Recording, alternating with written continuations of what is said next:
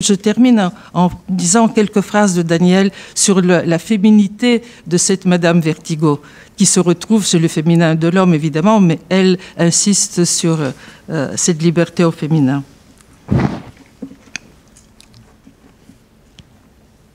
Il n'est pas vain de dire que la médecine se féminise, au sens propre du terme, mais elle n'encourage pas pour autant la féminité au sens de l'écoute de la parole des femmes.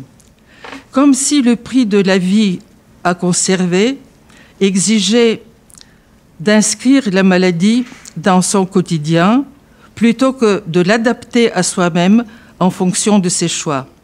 C'est là, à mon sens, que le rôle des femmes devient patent, car elles ont une façon tout à elles de tenir à leur corps, tandis que les hommes ont tendance à se résigner plus vite et plus facilement, ou à faire de leur mal-être une donnée partageable.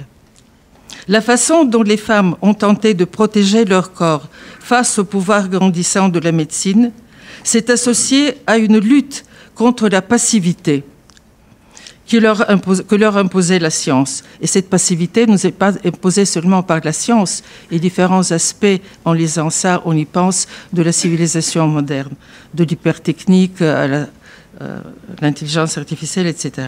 Leur action s'est inscrite dans le cours des progrès scientifiques accomplis ces dernières années.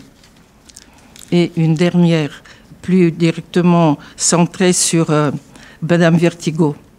Si l'identification d'un personnage vécu comme un souffleur sur le devant de la scène, la femme, fameuse hystérique de Freud, mais ici elle est devenue libre parce qu'elle peut dire de son corps, il y a une scène qui est la scène sociale, qui est la scène médicale, mais nous soufflons sur cette scène quelque chose qui va finir par se faire entendre par le devant de la scène.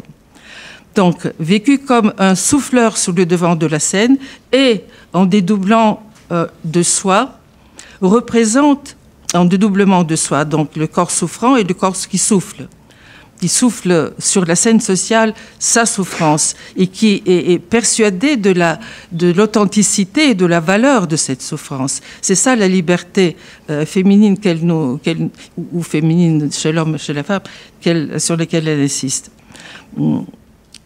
Représente un renouveau dans ma pratique actuelle.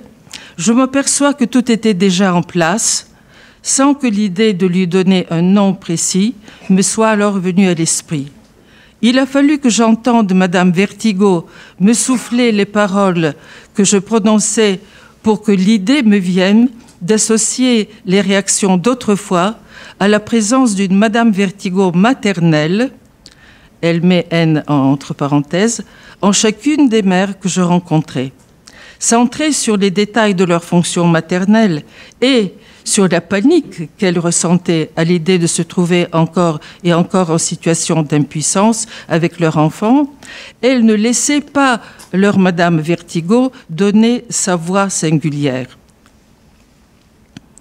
Quand je parle de Madame Vertigo maternelle avec un N entre parenthèses, je mets délibérément le N entre parenthèses afin de marquer le hiatus qui s'instaure et s'insinue encore entre deux instances, celle qui conduit la mère à se faire mater, complice du médecin, tu vas te taire, tu vas suivre les règles, c'est comme ça que tu vas vivre, on connaît tout ça. Ça, d'un côté, c'est inévitable, et celle qui tend à bâillonner le « elle ». Donc, il faut réveiller ce « elle » féminin, sans trouver les mots pour dire la blessure éprouvée dans son propre corps et au regard de sa vie intérieure et du devenir de ses identifications, y compris maternelles. Dans mon histoire avec Madame Vertigo, un temps s'est écoulé avant qu'elle prenne la parole et que je trouve du réconfort à la reconnaître pour la laisser œuvrer.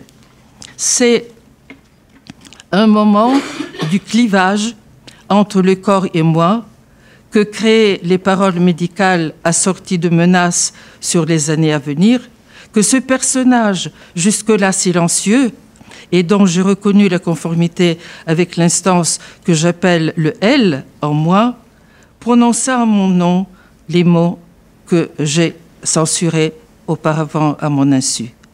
Eh bien, je pense que nous devons nous saisir de ces au moins 2 sillons qu'elle nous laisse. Formation des malades que nous sommes de toute façon, qu'on le sache ou non, la mortalité nous le signale, et la liberté au féminin chez chacun de nous. Merci.